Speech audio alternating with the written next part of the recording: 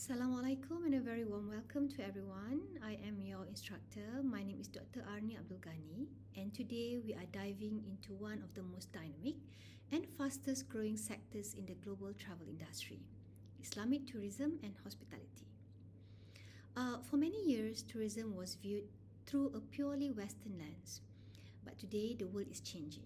With a global Muslim population of nearly 2 billion, the industry is shifting to meet a new demand, one that seeks luxury, adventure, and relaxation, but never at the expense of a faith. This isn't just about changing menu, it is about a profound philosophy of service rooted in 1,400 years of tradition. And now we are meeting 21st century innovation. In this session, we are going to peel back the layers of what it truly means to provide halal tourism and hospitality. We will move beyond the common misconceptions, which is much more than just the absence of pork or alcohol. We are going to explore how Sharia principles, specifically the Maqasid Sharia, provide a revolutionary framework for ethical management, social responsibility, and universal excellence. So whether you are a student, a hotelier, or a curious traveler, this topic will challenge you to think about hospitality not just as a transaction, but a sacred duty between a host and a guest. So I hope by the end of this recording, you will be able to define the foundational concepts and understand the term of halal in its holistic sense, and then able to trace the historical context where you're able to examine how the expansion of Islam created the world's first great global travel infrastructure, and also looking at Maqasid Sharia framework and learn how to apply the 5 essential protections as a strategic tool for managing tourism business, and also to identify core components where you'll be able to identify the specific requirements for halal lodging, transport, and so on that can make a destination Muslim friendly.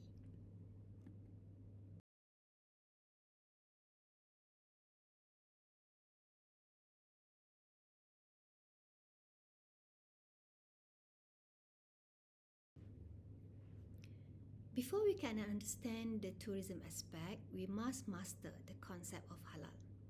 So in Arabic, halal simply means permissible. However, in a hospitality context, it is much broader. Think of halal as a quality standard for the soul.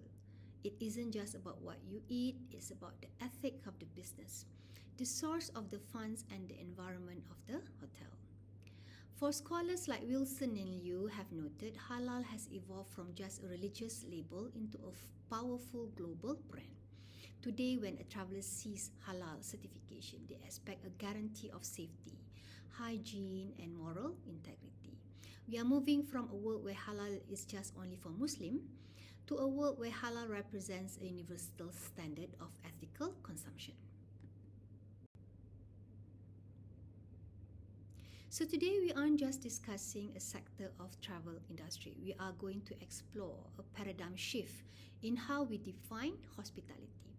When we look at Islamic tourism, we are looking at the intersection of a 1,400-year-old faith and a modern multi-trillion-dollar global economy. Our goal today is to understand that Islamic tourism is not a niche. It is a comprehensive way of life applied to the act of journey. We will move beyond the simple definitions and look at the why and how of halal travel, but we are going to set the stage for a deeper understanding of Sharia compliant service. To understand where we are going, we have to look back at the 7th century. Islam began in the deserts of Western Arabia, but it was built, it's a faith built on movement. Through the rightly guided caliphs, we saw an expansion that was unprecedented, reaching Syria, Persia, Egypt, and eventually Spain. Why does this matter to tourism? Because this expansion created the commonwealth of travelers. We have scholars, traders, pilgrims who can travel from Cordoba to Baghdad, under a single set of laws and single language.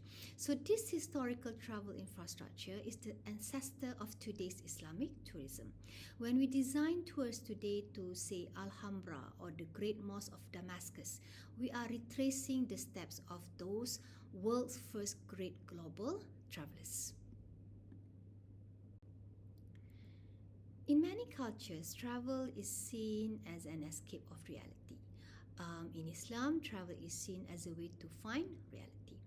The Prophet Muhammad SAW famously encouraged seeking knowledge even as far as China. So this tells us that in Islamic tourism, the recreation part of the trip is secondary to the transformation part.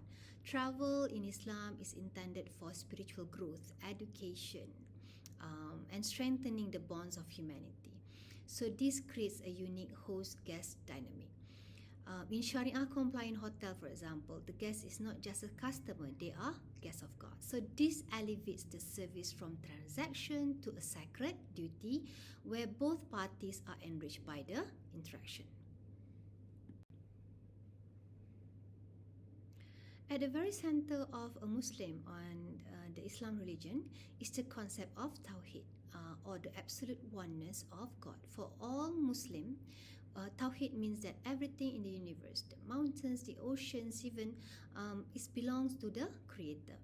The second fundamentals is the Quran, which we Muslims believe to be the literal word of God. So the Quran is the ultimate source of all Islamic knowledge and law. And for its tourism specifically, the Quran can be significant because there are verses that explicitly encourages travel. It contains verse where it urges believers to travel through the earth and see how Allah has originated creation. So this makes travel a form of worship and a method of gaining wisdom. And then finally, we look at the 5 pillars, which are essential duties for every Muslim. Okay, so Shahada, that is the faith, Salat, and then charity, fasting, as well as performing Hajj or pilgrimage. So as a conclusion, we believe that Islam is not just a religion, it is a lifestyle. What we must realize is that as an industry or tourism industry professionals, that for a Muslim, faith is not something that you do at a certain time. It is a 24/7 lifestyle. When the travelers leave their home, they do not leave their values behind. So by understanding these fundamentals, the Tawheed, the Quran, the pillars, we must be able to design services that don't just tolerate the guest faith but actively honor and celebrate it.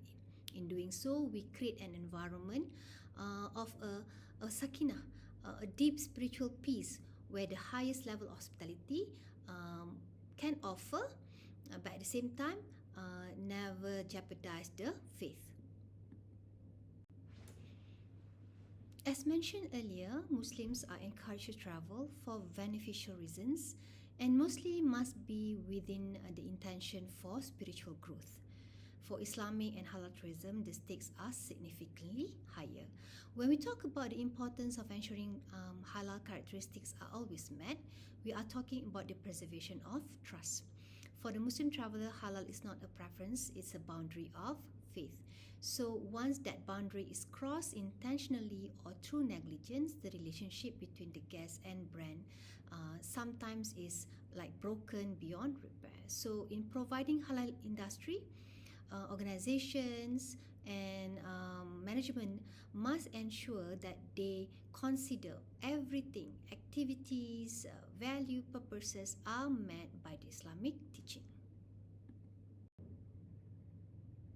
Now let's get into the nuts and bolts. So what makes a hotel halal? Based on the research of scholars like Henderson and Samori, we can categorize this into 4 pillars. First, prayer facilities. It's not just a room, it's the direction of the Qiblat, the bedroom and the absence of certain things. And then second is food, non-negotiable, must be certified halal. Third can be in terms of room amenities, details like toilet not facing Mecca and the absence of anything that is inappropriate in the TV channels. and social ethics. This can include how staff dress, ensuring family-friendly atmosphere, there is no gambling, and so on and so forth. So this clean environment is the product that we sell in terms of halal hospitality service. A Sharia-compliant hospitality and tourism business must comply with Islamic business principles. So a common mistake is thinking a hotel like Sharia compliant just because it doesn't serve pork. This is only surface. A true Sharia compliant business must be halal in its DNA. This means like looking at Islamic finance. If a hotel is built using high interest loans that is classified as riba, it is technically violates Sharia principles. A Sharia compliant business has a social mandate where they must pay zakat or charity and ensure that their staff are treated with Islamic equity. It is a holistic business model that prioritizes social welfare just as much as it prioritizes the profit. When we talk about Sharia, many people immediately think of rules or laws, do's and the don'ts. But scholars have always argued that Sharia isn't just a list of prohibitions. It has a purpose. This is what we call as Maqasid Sharia. The word Maqasid literally means goals or objectives. So when we study Maqasid Sharia, we are asking, what is the ultimate goal of Islamic law? The answer, according to the great scholar like Al-Ghazali, is the preservation of maslahah, or the public interest and the well-being of the humanity.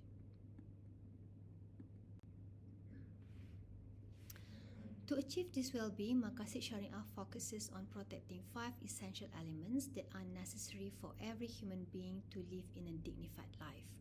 Think of these as the key performance indicators or KPI of a healthy society. Number 1 is protection of deen, that is, our faith and religion.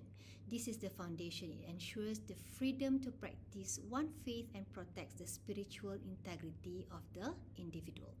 In tourism, this translates to providing prayer spaces and environments that don't compromise against religious values. Second is protection of nafs, that is life. This is the sanctity of human existence. Sharia aims to protect people from physical harm, hunger, disease. So any tourism activity that is dangerous or neglect safety fails this objective. Third one is protection of nas, that is lineage or offspring. So this is about the family unit. Sharia seeks to protect the institution of marriage, then the rights of future generation. This is why halal tourism is so focused on family-friendly environments.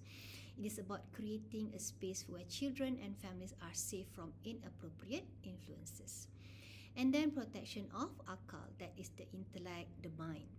Anything that clouds the mind, like intoxicants, is prohibited to protect the ability to think and to reason.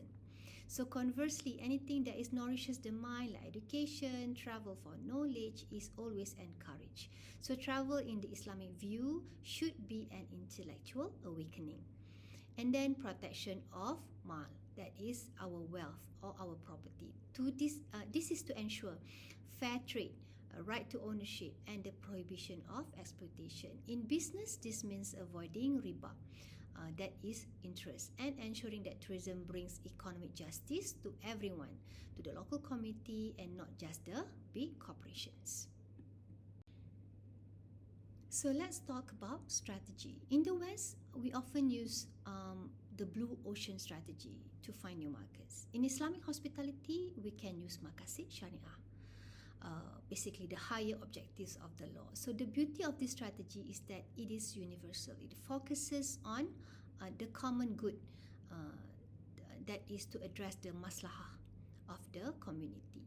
When we apply this to tourism, we aren't just looking for financial gain, we are looking for social and environmental benefits.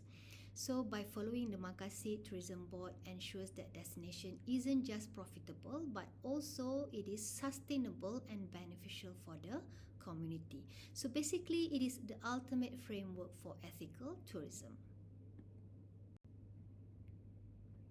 To visualize this, look at the framework proposed by Shaya Othman.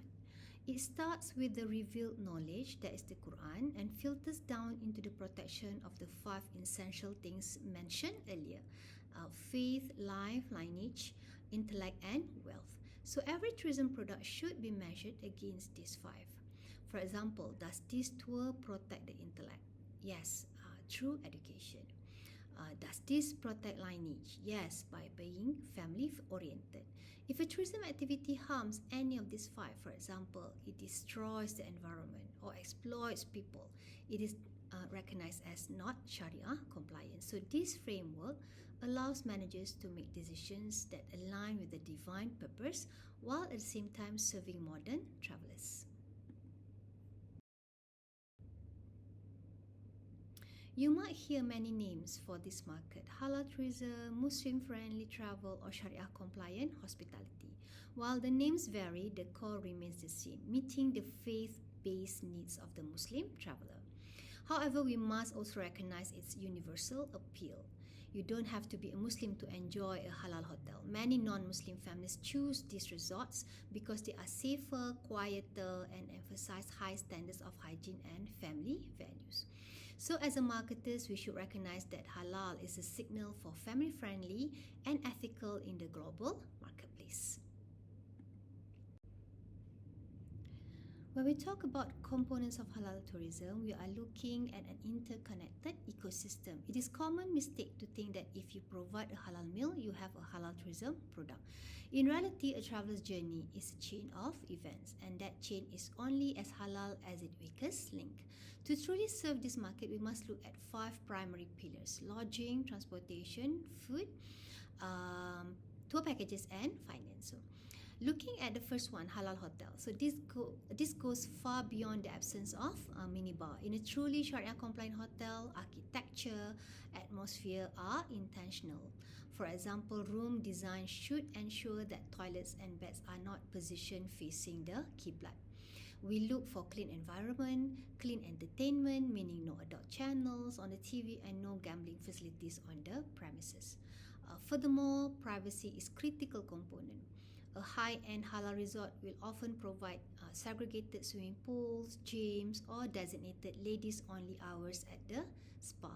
This isn't about exclusion, it's about providing comfort zone where guests can relax without compromising their modesty or values. Second is halal transportation. Maybe looking at halal airlines. Okay, so airlines like Royal Brunei or Saudi have pioneered this. The components here include announcement of travel prayers at the start of the journey, the availability of a dedicated space for prayer on board the long haul flights, and of course the guarantee that all food served in flight is halal certified. Even the in-flight entertainment is curated to be family friendly, ensuring that the spiritual state of the traveler is respected from takeoff to landing. And then in terms of halal food and beverage, so this is the core expectation, the third and perhaps the most visible component. This is the baseline requirement. However, in professional hospitality, this means more than just no pork. It involves a strict halal supply chain. We are looking at the farm to fork process. Was the animal slaughtered according to Islamic rites? Was there any cross-contamination in the kitchen with non-halal utensils? In a Sharia compliant setting, we also remove alcohol entirely. We replace the traditional bar culture with high-end mocktails and tea lounges, proving that luxury hospitality does not require alcohol to be sophisticated. And then there's halal tour packages and halal finance. So finally, we look at the invisible components: tour structures and also finance. So a halal tour package is carefully timed around the 5 daily prayers. You won't find a halal tour that schedules a bus ride during the Maghrib prayer without a planned stop at a mosque. But perhaps the most profound component is halal finance. As we discussed earlier, a business that claims to be Sharia compliant should ideally be funded through Islamic financial instrument. This means avoiding riba, instead using maybe profit sharing models. It also includes the commitment to zakat, ensuring that the portion of the tourism profit goes back to the poor and also the local community.